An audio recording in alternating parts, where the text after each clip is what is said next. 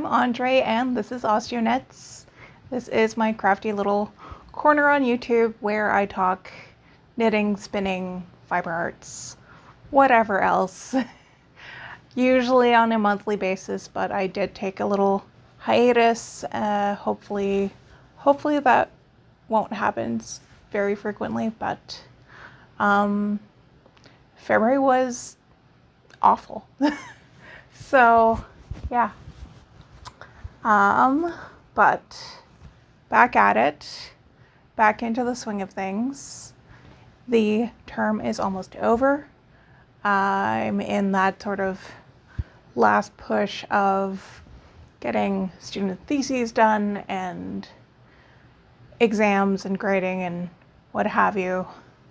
But I'm looking forward to the term wrapping up and to actually have spring. Here in Northern Ontario, we had a lovely snowstorm yesterday.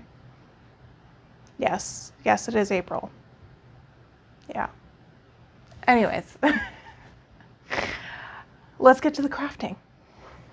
Like I said, February was a shit show. I didn't get a lot of crafting done, but I do have a couple of things to show. Before everything went to shit, I had a momentary lapse of sanity at 2 a.m. when I couldn't sleep, as you do. And I signed up for Sock Madness on Ravelry. If you are not familiar, which this was my first ever experience with Sock Madness. I wasn't super familiar. I knew what it was. I had a basic idea, but anyways, Sock Madness is essentially a sock knitting competition that's run on Ravelry. Probably the best way to describe it is it's almost like a game of musical chairs, except you're knitting socks. So each round, there's fewer and fewer spots, and the quickest to finish their socks, and it is a specific pattern, they move on to the next round. So I knit the qualifying socks, but I did not finish them quite in time for qualification, so I earned reasonable effort, and I'm basically cheering from the sidelines, which has been great because now I know how Sock Madness works, and I have a better idea should I decide to participate in the future. Anyways, those qualifying socks, and unfortunately I don't have sock blockers with me right now, but these are the socks. It's a nice cable pattern here. They are the conjoined twin socks by Catherine Richmond. And so the interesting thing about these, as the name implies, they were knit all as one piece. So one sock started with a cast on at the toe. You worked up the foot, did the gusset, all heel flap, went up the leg, and then you did the next leg, heel, foot, and cast off at the toe. Then you had to cut your yarn, separate it, and bind off with a contrasting yarn. It was an interesting construction, not one I would choose to do regularly, but a nice little challenge. The yarn I used is a Knitted Wit shine base, which is part tencel, which gives us really nice depth to the cables, and the color is Canopy. These ended up a smidge too long for me, but the perfect size for my partner. So they are his socks now. He wore these for like an entire week and they just got washed again. And this is the state that they're in. So this is a really nice sock base. It seems really durable. And Excellent, excellent cable definition there. Yeah, so it was really cool to see how Sock Madness works. I certainly want to participate again, hopefully when life is less chaotic, but perhaps next year. But still, good to have that experience, good to see how it all works. There are such unique sock designs that come out. I think they're currently on the 3rd round. Yes, the 3rd round. The 2nd one had like mosaic knitting patterns. The 3rd had like really interesting construction with like mitered squares. And the one that's currently going on, I think, has like lace and cables. Oh, it's getting dark in here. Okay, so that's one finished thing. Also finished one of my samples for the frosted stitch. So I had shown this one previously. This is the Fossil Frenzy Cowl by Mary Hunt. It is knit in the frosted stitch antique and Renaissance colorways. So Renaissance is the background one, antique is this rusty coppery brown. So this will be a sample for the frosted stitch to bring to shows this summer. And I have another frosted stitch sample on the needles that I'll show in a minute. So that's all that I've finished. Beyond some spinning, I think I showed this one last time. This was my first spin from the Akira Rose fiber solstice box. I have since finished a second one. So this one ply is using 4 of the like minis from the solstice box. And the other ply is a braid from Akira Rose on the same base. So this is a merino, camel, alpaca, and silk base. This one was called Weathered Woods. It went beautifully with the minis. And yeah, I'm thinking that these and the next skein of yarn that I spin up from the solstice box are going to end up being a shift, either cowl or shawl. I know it's made for a sport weight, the cowl is anyways, and this is sport-ish. Yeah.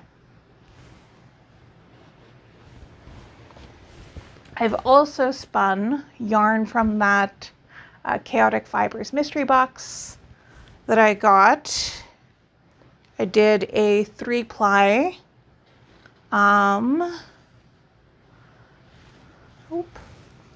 So it's a true 3-ply. We are not getting the colors right here.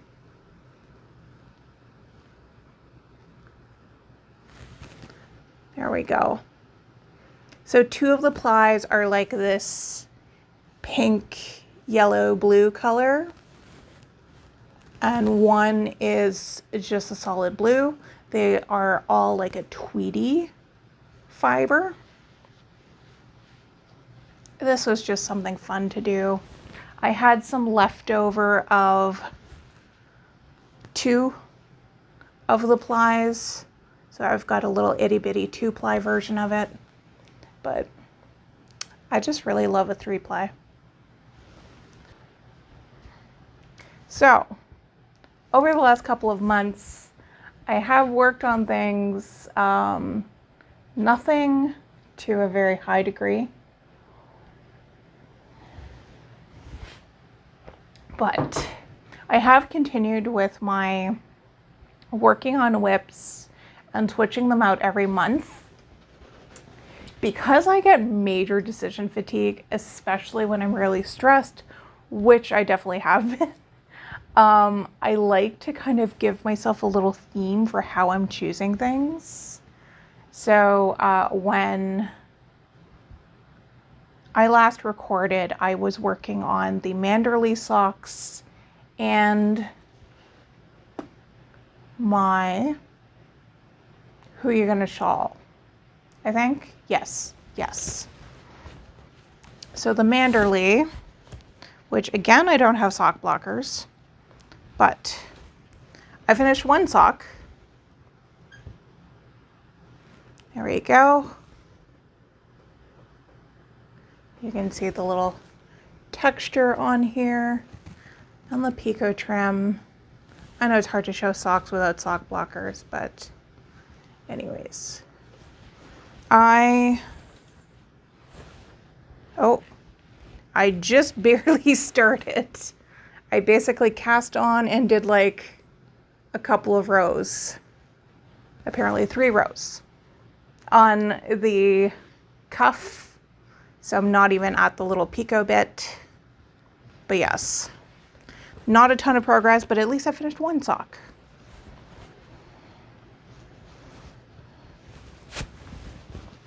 Okay. The Who You Gonna Shawl, I discovered that I had made a mistake on the Who You Gonna Shawl. I'm not gonna pull out the other half. There we go. This is the bit I was working on. So I ended up ripping back this entire section because I found a mistake, redid it, and then started the next section on there.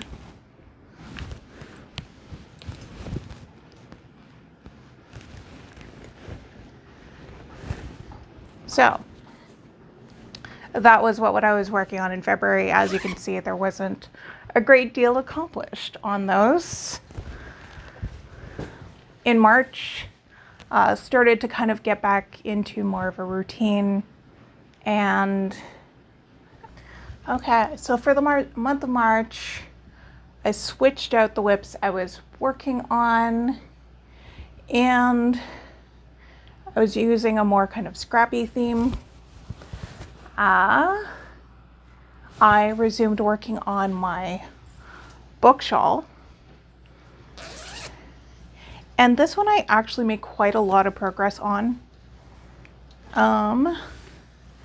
So the last time I showed this, I hadn't finished the long edge I-cord.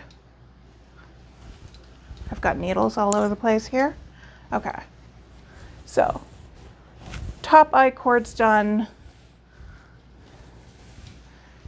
This one had already been done, and now I'm not quite halfway. This thing's curling through the last side. So quite a lot of progress there. That's really encouraging. I'm getting so close to finishing it. Does that mean I'm still working on it?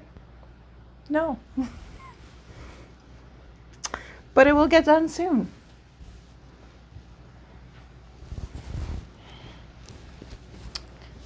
I also worked on my Sea Glass Tea by Wool & Pine. And I think I made quite a dent on this as well. My cables are very small for this, so it's quite scrunched up. But I am just a few rows away from splitting for the sleeves.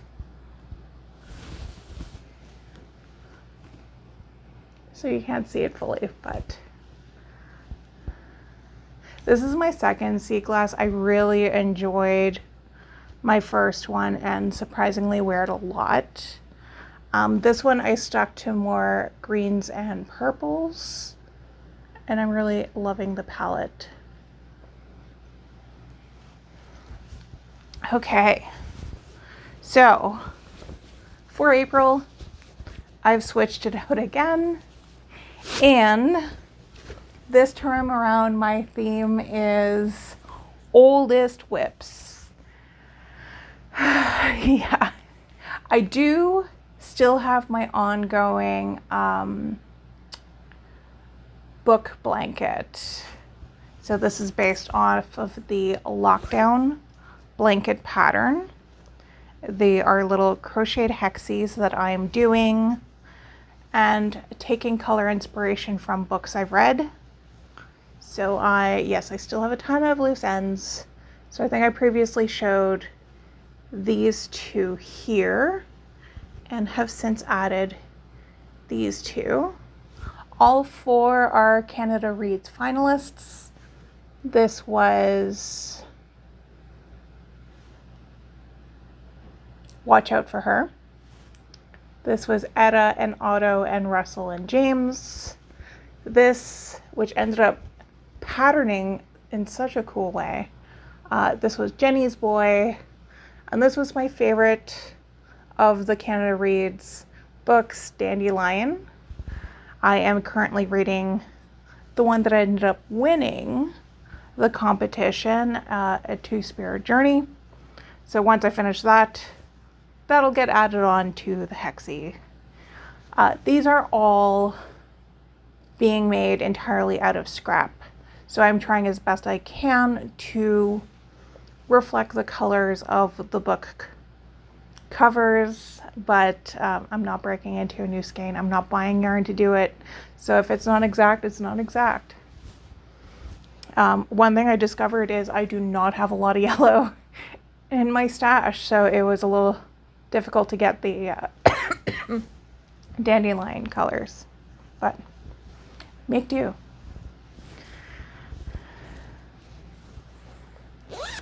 So that's always going to be ongoing. Other things I have going on, oh yes, the other sample for the frosted stitch is another Mary Hunt cowl. This one is Dragon Tails, and I am knitting that, there we go, using as the background color Lithium from the Frosted Stitch Grunge collection, and the dragon and color work is in Black Pepper from the Spices collection. I have a sweater quantity of black pepper. Maybe you can see here the tonality of that. It's not a straight up black. There's really beautiful like reddish hues to it. Yeah. Very much looking forward to whenever I knit a garment in black pepper. So the only new cast-ons that I've had this year were the samples, which of course samples don't count, and that pair of socks for Sock Madness. I had cast on the next pair of socks in Sock Madness, but I realized I had made a bunch of mistakes and ended up just ripping it out. I clearly was not in a headspace to work on them, so I will tackle those another time. All right, other two things I'm working on. Like I said, I decided to dig out my oldest whips. The oldest one, I believe I started in 2020. And those are the Sharks Say socks by Kate Poe. And this is where we are now. Socks are so awful without blockers. Anyways, this was a toe-up sock. It's got this little, I don't remember if it's supposed to be a shark fin or a shark tooth. It's almost like a little wave design. I am nearly done the leg. I haven't decided at what point I want to be done. The cuff has a nice little cable pattern on it. But yes, this one's nearly done. This marker is where I was when I started this back up this month. So, decent amount of progress on it. Oh, this is a new bag too. Well, not new bag. It's an old bag that hasn't seen the light of day because I haven't touched this project in so long. But this is by a Canadian bag maker. These little paper cranes. This was in collaboration with Ancient Arts Fibers. The bag maker is Atelier Nekozuki, if I'm correct. I think they do a lot of fabrics from Japan. And there's lots of really cute cat stuff too. I have another one of her bags that's a little box bag with cats like hung up on a clothesline. But nice to bring out some old bags and enjoy them. The other whip that I have brought out from the depths is one that I've shown at the very beginning, like episodes 1 and 2. The Stria, whatever it is, cardigan by Andrea Mowry. This thing,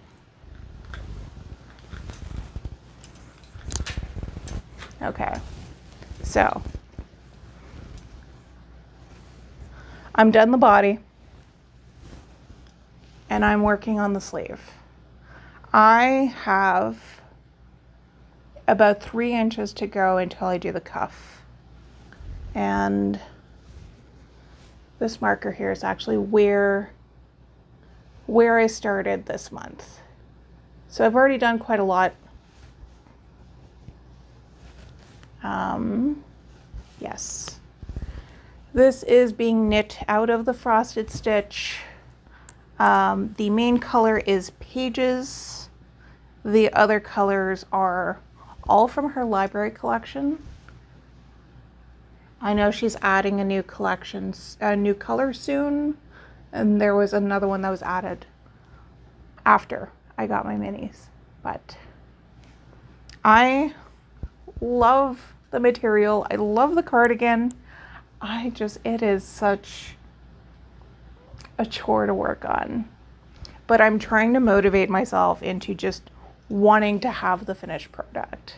But this is where it becomes really clear that I'm a process knitter and not like a product driven knitter. I just like to work on things. And because I don't necessarily enjoy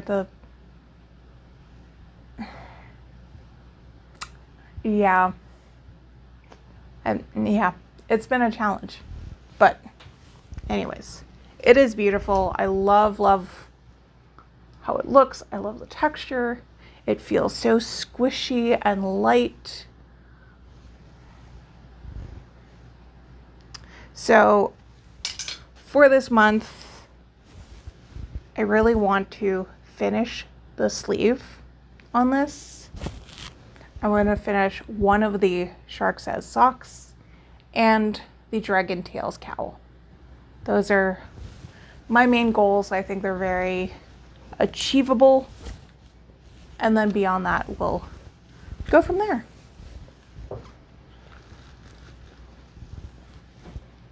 I am starting to feel the itch to cast on something new. I'm going to try not to. I'm going to say until June. Unless I finish, like if I finish like one of these sweaters or like one of the shawls. Yeah, because I've got 2 shawls on the go. I have 2 sweaters. And let's not talk about how many socks. But if I can finish especially one of the big projects, then I'll feel like I can cast on something new. But it is nice to see progress on these old whips that have been sitting around for so long. But I get bored really easily. Hence, so at least switching them up every month is helping. But yeah, I do have the, so I showed my 2 spins from the Akira Rose Solstice box. I am working on another skein to go with that set. I'm currently working on the ply that uses the minis from the box, but I've already spun the braid I already had that goes with it. This one was called, the color's called Lakefront, and this is what it looks like spun up. The next ply I'm about halfway through, and so far it's been more kind of the tealy and blue colors, and there's going to be a bit of yellow and kind of, there's a rusty orangey color. You can kind of see a little bit of it peeking through, but it is mostly underneath this layer. But those are going to be plied together. I had originally thought of doing a 3-ply, including this braid I have that's got mostly pink and some of that blue and yellow. But given that I'm now thinking of using it all in one project, it wouldn't work out to have 1 3-ply and 2 plies. So now doing this as a 2-ply, and I think that pink braid I'll spin and ply on itself. So that's the plan with that. I am also spinning some merino alpaca from the Fiber Imp on my traditional wheel. And I have spins going on my my Turkish spindle and my drop spindle. So not, because, you know, this is spanning over basically 2 months time, not too bad in terms of yarn acquisitions. I have my monthly club from the Frosted Stitch. So this is Mr. Stitch's Expeditions. The March club was Snake Kings. And anybody who subscribed for the full year, I think, gets muster pattern stitch markers along with the club yarn. So here's Snake Kings. Is this gonna show? Maybe if I turn down the contrast here. Okay, it's gray on gray, so it's probably not showing very well. But this is the yarn. It's a beautiful, subtle color with lots of speckles. It certainly makes you think of stonework, maybe hidden in South American jungles. It's a very nice kind of neutral. This is, like, a color like this is so easy to use, you know, in like a shawl pattern or as a sock. The April colorway, again for the Mr. Stitch. This one, the theme was Paititi, which from my understanding is sort of like the lost city of El Dorado kind of thing. So we've got a temple as the stitch marker. Here's the colorway. It is so like springy to me, which is not at all what we've got going on outside. Like, there is no green outside. It is just snow and gross. But this makes me think of spring, and like, I love green. Like, any shade of green just makes me so happy, and there's so much beautiful green. This awful twist job is 100% me. It did not come to me like this. But anyways, yeah. Very pretty. I also got the Floof Fibers Spooky Yarn Club for, this was the February club, I think? March. I don't know. Either way, I got yarn from her. And more green, some blue. This is Creature from the Black Lagoon, and it certainly looks lagoony. Yeah. I will be getting the Floof Fiber Club for this month, so next month I'll be able to show it off. That one is inspired by Laszlo from What We Do in the Shadows, so I had to get pairing of Laszlo so I can pair it up. I hope I can pair it up with Nadja. Given the inspiration photos, I think I'll be able to, so yes, had to do that. Really enjoying the Mr. Stitch Club.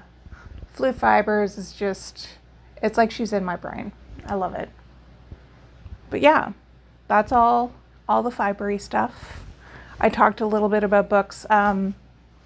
Along with my crafting, I've not been doing a lot of reading. I am working on the 5th Canada Reads finalist and the one that ended up winning the competition. I'm nearly done that one. But yeah, things have been crazy. One of the biggest challenges is that in February, I basically was either at vet appointments or doctor's appointments because both my cat and my mom received cancer diagnoses in early February. My cat, I had noticed a little sore on her belly, brought her in. They had done a biopsy. It did come back cancerous. It would have been cancer on the mammary line, so she ended up having a partial mastectomy, and maybe I can pop in some really adorable pictures of her in little t-shirts and onesies as she was recovering. The partial biopsy, everything that was removed was sent for partial mastectomy was sent off for biopsy. Everything that was tested, including a sample of her lymph nodes, came out clear. And we had also had ultrasound and x-ray done, and there were no cancerous masses.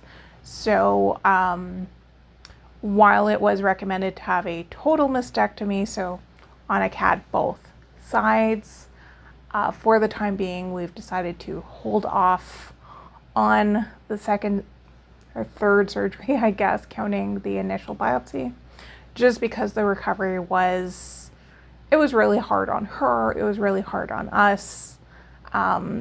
She had an incision basically from her armpit to her groin, and that's a lot for a cat.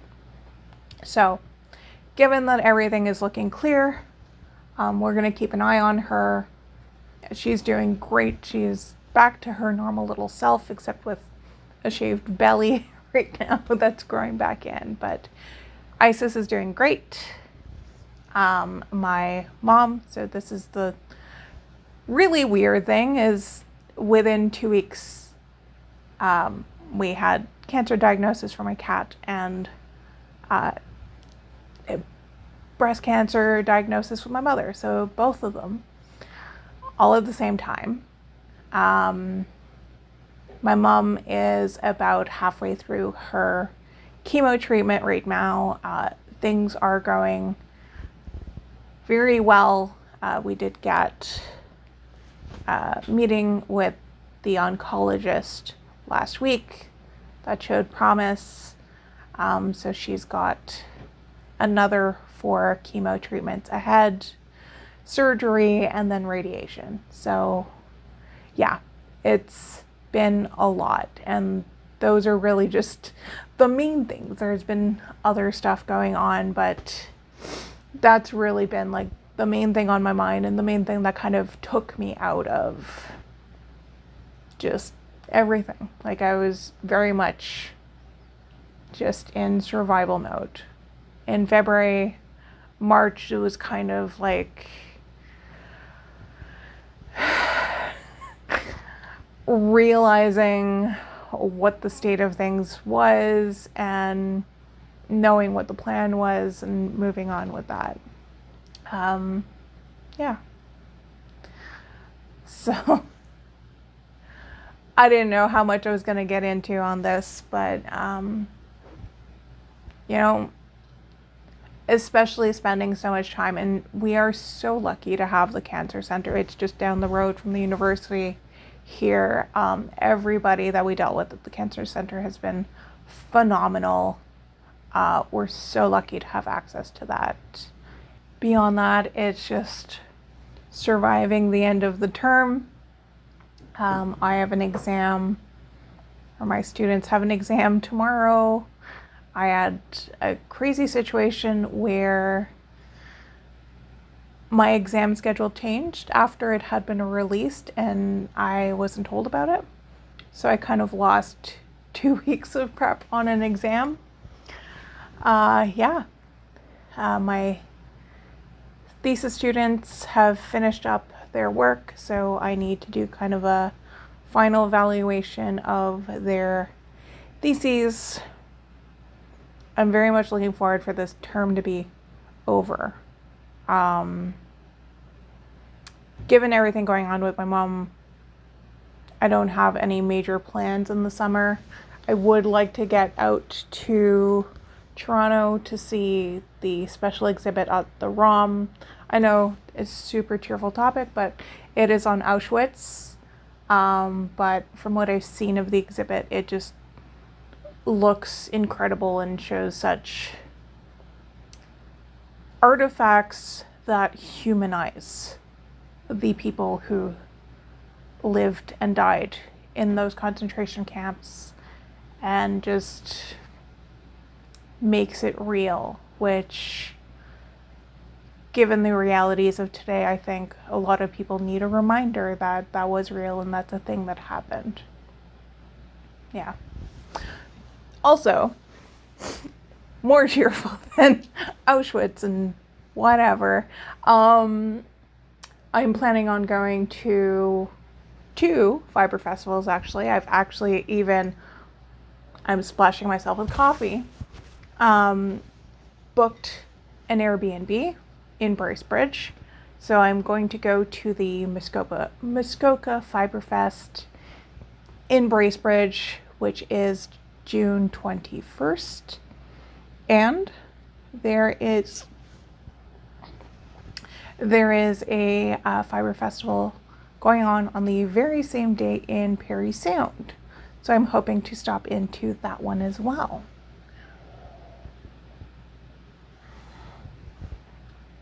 I have a absurdly huge stash and have no business buying any yarn. I have a feeling I will channel that into fiber.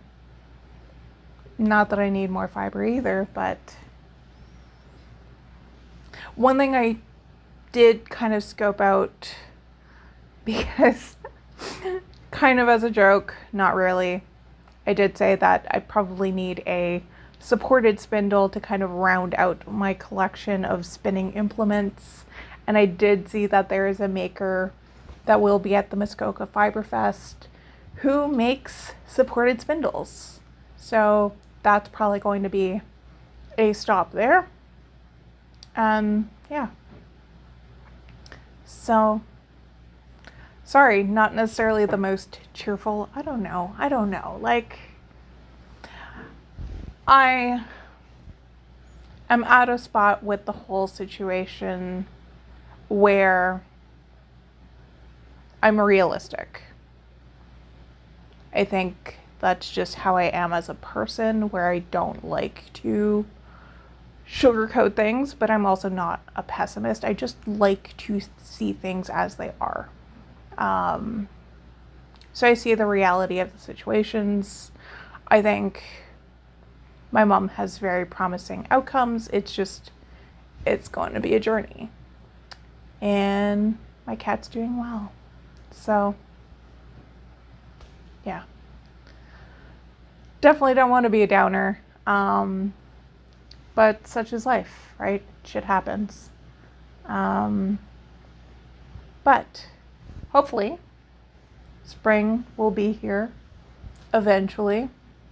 I am looking forward to seeing things growing, grass, I don't know, colors other than freaking snow out there. Looking forward to summer to kind of recoup and get my footing on things. One of my colleagues is going on a sabbatical in July, and I'll be taking over as undergraduate coordinator. So I have some ideas and plans as to what I want to do with that. I definitely want to take a day or two to just knit and read and do nothing else. So maybe in May, once I get over all my grading and all that. But yeah. Anyways, thank you for watching, for listening. I hope that this year has been better for you, although I've heard so many people who had horrible Februarys. Yeah. Fuck February, man. That was awful. But spring is coming. Better times ahead. Yes. I hope that there is going to be a refreshing energy into your life and your crafting as well. Take care. Have a great day. I will see you next time.